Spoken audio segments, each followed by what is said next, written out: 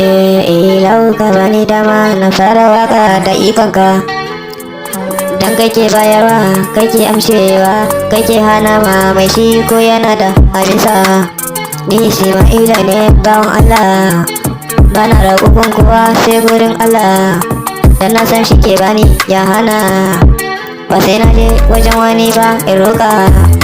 Ya kama tsagi na ya ce na je na fiɗa. Dan na san ga manzo me zana yi da mutum mugu.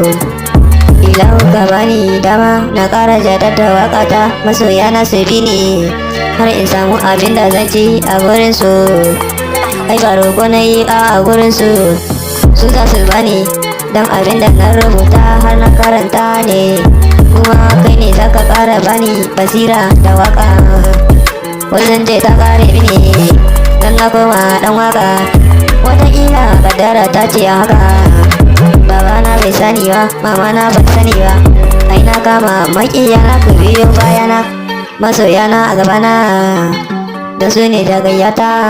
Maƙiyana ko mugana, ni yaro ne ɗan talaka, iyana ɗan talaka ce, babana ɗan talaka ne, gashi ni ma ɗan talaka ne, ba mai kuɗi ba ne. Ban je Kaduna ba, ban je Lagos ba wajen karatu ba.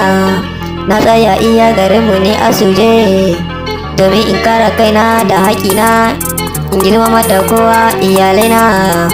Wataƙila in samu ƴar bebi kyakkyawa ne, in kama aure in aure ta mu ji daɗin duniya. Ba mu san ga lahira ba in mun yi zunubi, mu roƙi Ilahu ya yafe mana, dan shi ne manzanmu mai share kukanmu. In mun kai kukanmu ko an cuce mu shi zai yafe muna, ko ya biya muna bukatunmu da haƙƙinmu. Ni yaro